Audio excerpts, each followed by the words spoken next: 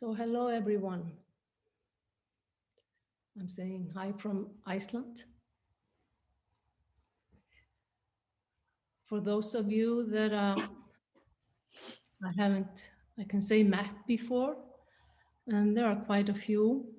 My name is Gyða Myoji Dröfn and I am from the Icelandic Sangha Natthagi, the night pasture. I've been a student of Kwong-roshi for over 20 years and was ordained by him in 2015. And I am married to Astvaldur Zenki, the teacher of the Icelandic Sangha. And we have been working this way together for over 20 years.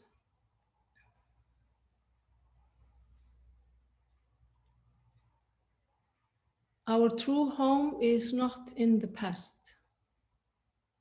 Our true home is not in the future. Our true home is in the here and the now. It is something you can touch and live in every moment. This is from Thich Nhat Hanh book, Healing Your Inner Child.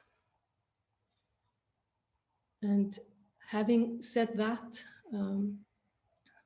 that our true home is not in the past or in the future, I actually want to put the focus in the beginning on the past and talk about the inner child. The matter is close to me because I work with the inner child. I'm a therapist, and I work with the roots. That is, to look at all our communication, relationship, and how we are in this world, and to understand it from where we come from, not in the deepest meaning as we are in touch with in sasan or in our practice. Of course it is, but in everyday life, I do not talk about it that way. But we together with my clients, we look at where we come from. We look at our family of origin, and we explore how it has affected us to be brought up in our families. And of course, in the broader, in the society, of course, we come from. So therefore, I was curious and interested when I saw Thich Nhat Hanh's book, Healing the Inner Child.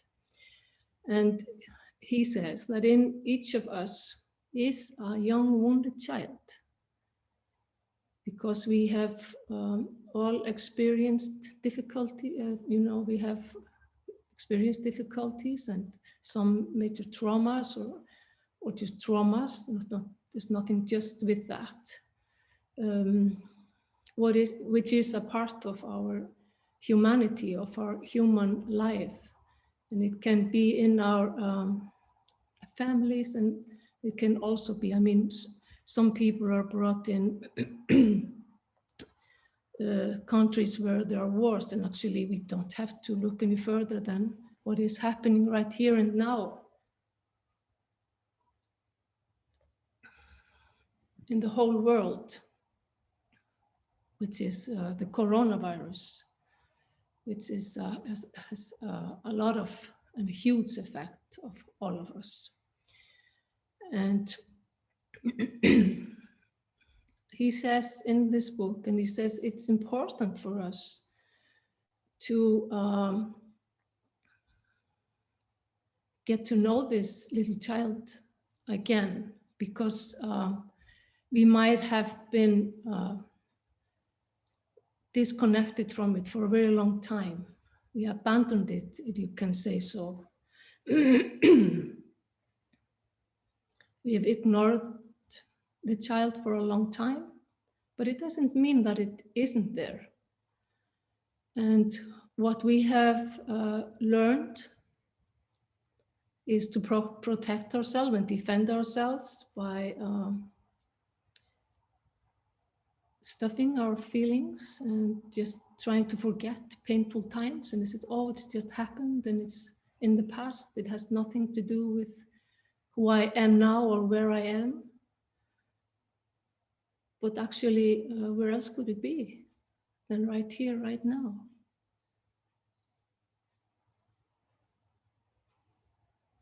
And we actually don't have to look far into the past for the child. We have to look deeply, and we can be in touch with the child right here, right now. And actually, it's not when we are in touch with our own inner child, we are in touch with every child, every human being, every sentient being.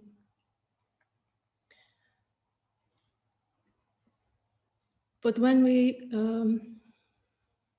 are not aware of kind of who we are, where we come from, and we are disconnected actually from life as it is.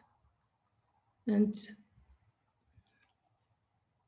there is a lot of suffering in the world. And it's a lot of it is created by our thoughts and our attachment to our thoughts and our longings and desires. And it creates a lot of pain.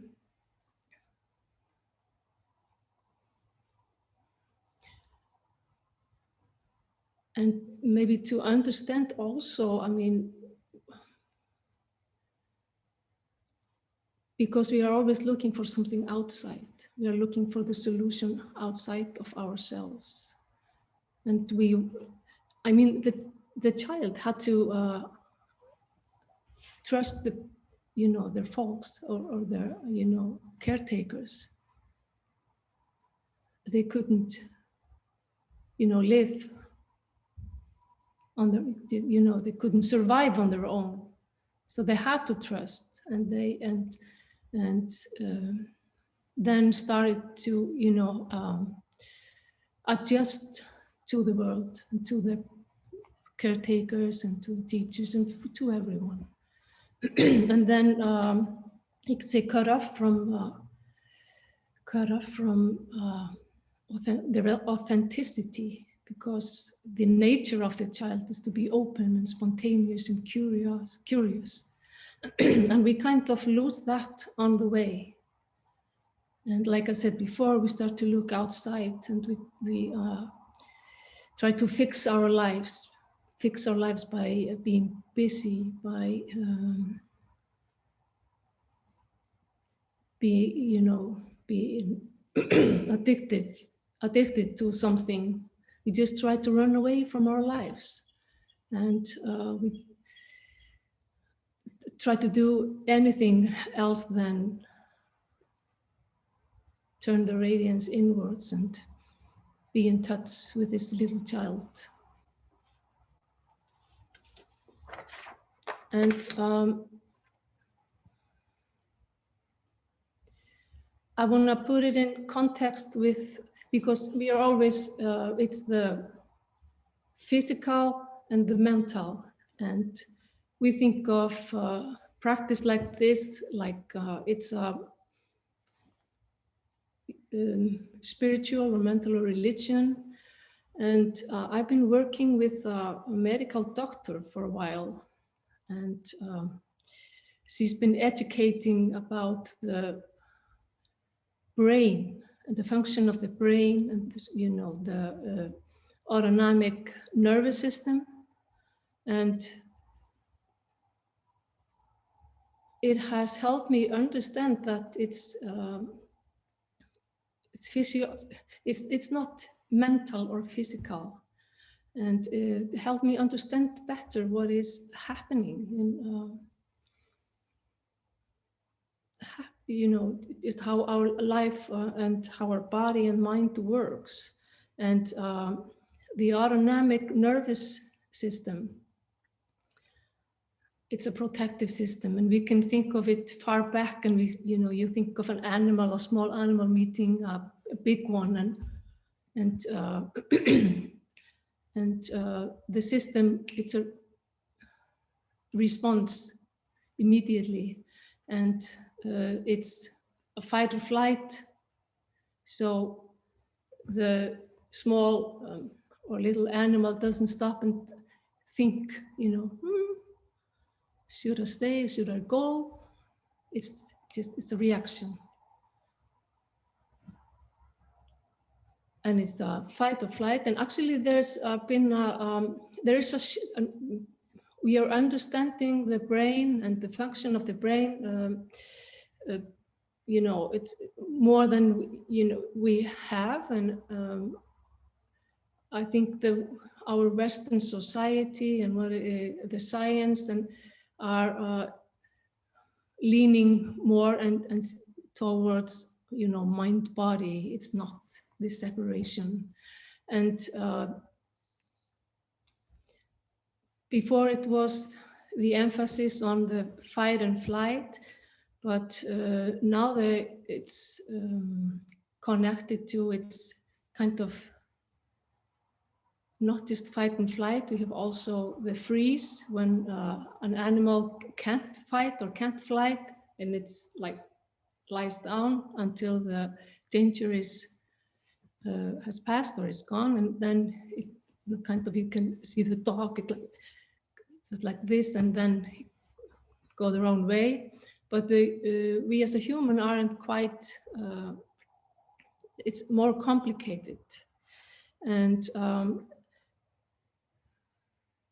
coming back to the little child, what it needs in this world is to be connected and to be safe. And when we are safe, our autonomic nervous system, the brain is giving messages to everything, the cells and the hormones that helps us relax. But then that is triggered and it's to fight and flight. And then if it's too much, it's freeze. And when the system is, when there is no danger and we are calm, we are safe and we are connected. We can feel safe and connected. But the autonomic system or nervous system is quite autonomic, because there is something that is can not control it, but have a much to say. And that is also why I'm talking about it. It's the breath.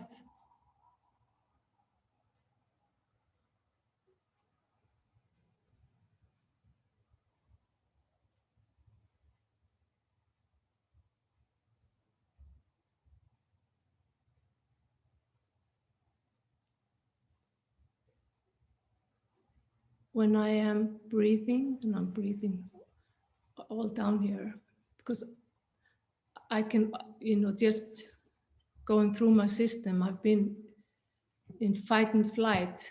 I can feel my stress, and my heart beating fast, and kind of lose track of where I'm going, because when we are in fight and flight, there isn't a room for thinking or just being connected, just to be there.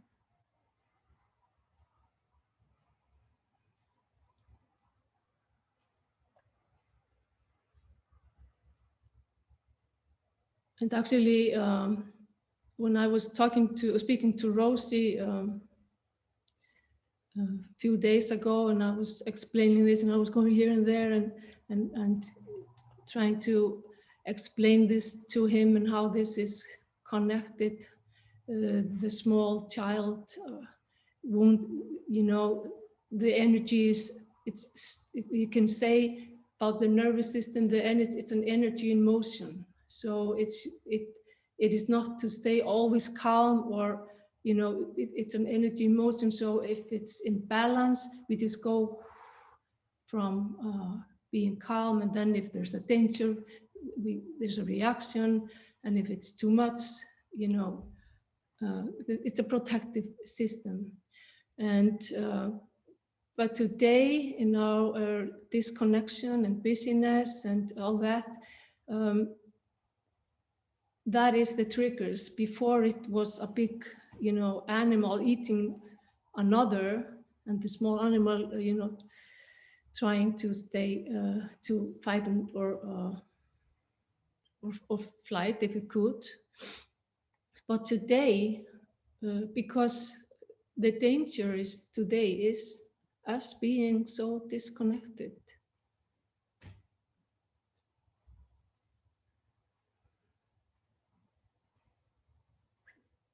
In this, separateness, where we feel separated, and we can't stay safe, and we can't be connected while we're there, because if the system is in fight or flight, there is no room for that. And Rosie said to me, "Can you give me an example to, you know, so I can understand what you're talking about?" And I said to him, "Yes, I can." And I went 20 years back, or in the year 2000, me and Zenki, we went to Sonoma. We stayed there for 6 months.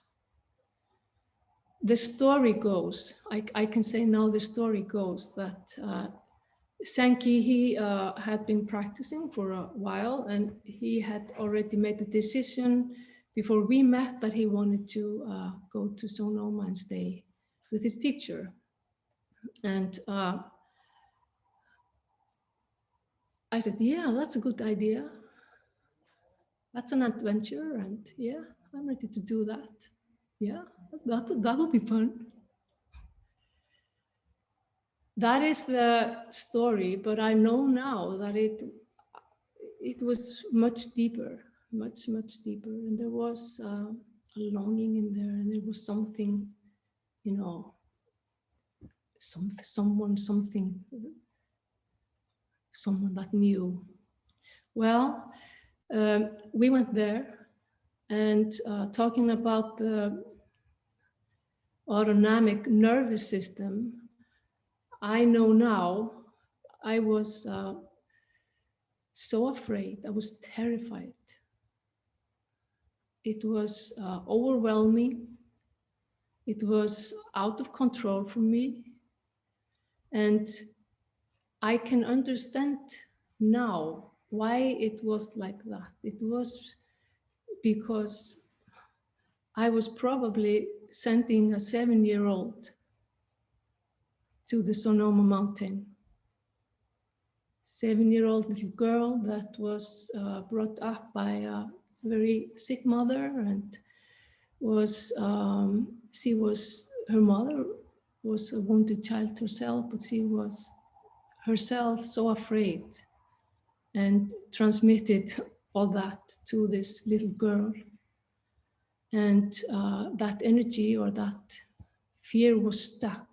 So I was kind of stuck in fight and flight and freeze. And I remember going to the center in the morning, sitting down for 10 or 15 minutes, and it was overwhelming, it was too much. So I just stood up and I went into my room, into bed, and just tried to disappear. but I didn't know what was happening. And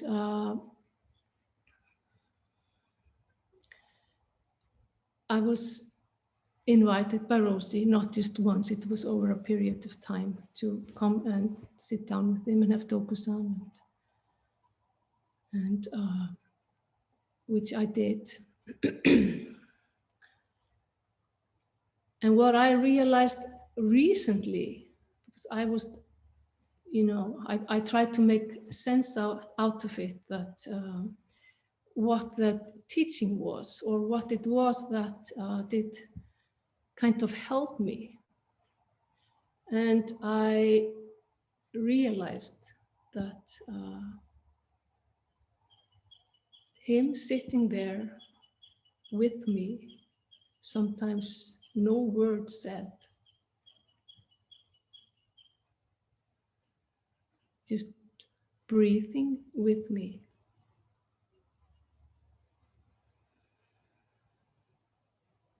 calming my system,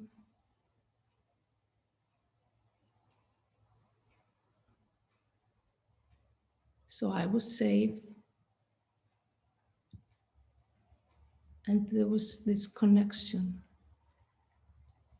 because of him being here and now with me. Not anything said to be, try to fix me or try to, make me feel better, but just allowing me to, be. And therefore,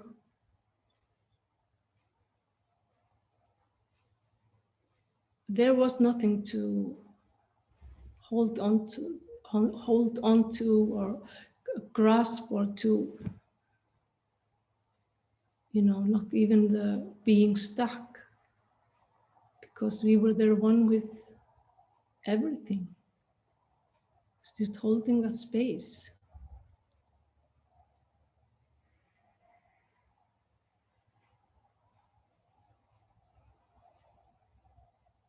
And that is what Thich Nhat Hanh also is, saying in the book.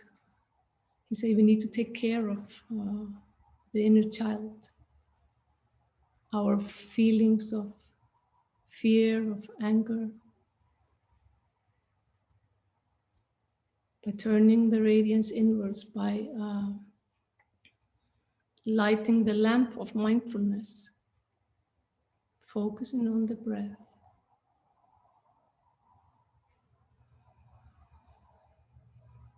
There is nothing to be fixed.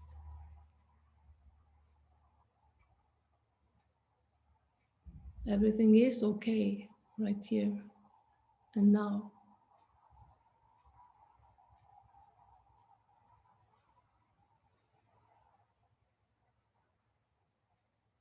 But it's just us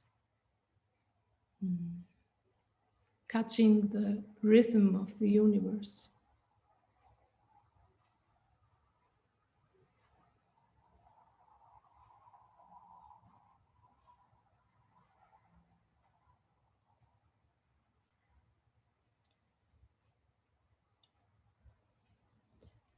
So maybe I ask you to just close your eyes and to open your hand.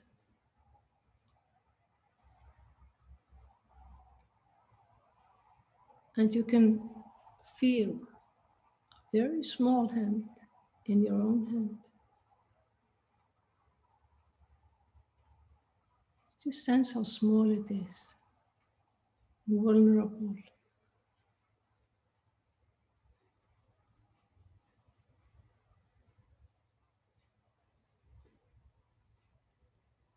And you take the hand in yours.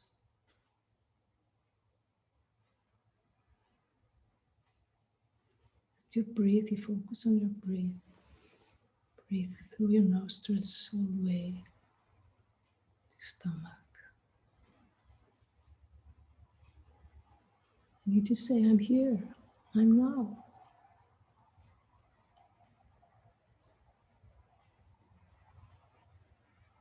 I'm here for you.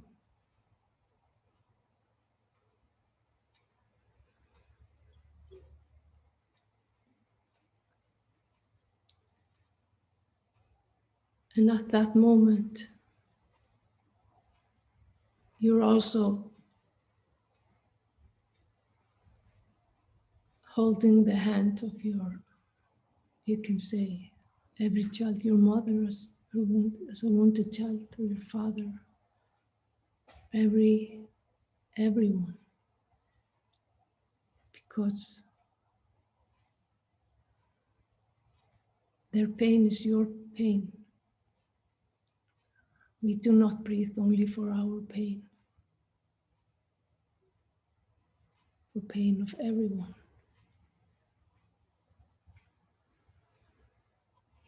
With compassion.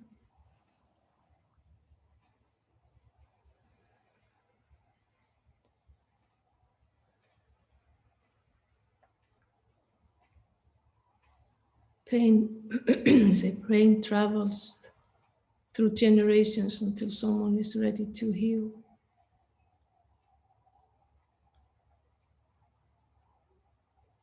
And we can heal right here, right now.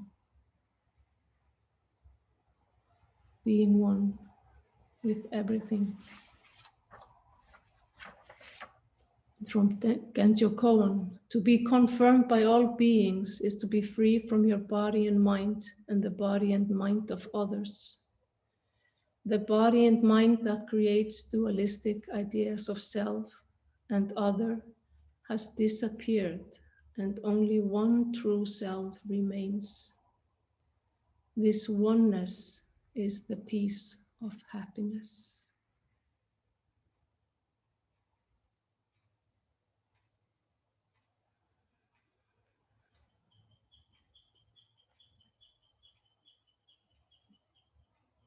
So I'm going to finish with a poem from an Icelandic poet.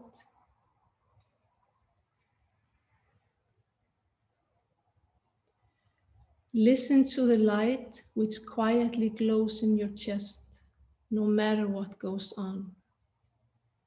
Its voice is softly bright and flows through you in a gentle silence. Why it's needed to listen carefully, only silence perceives silence.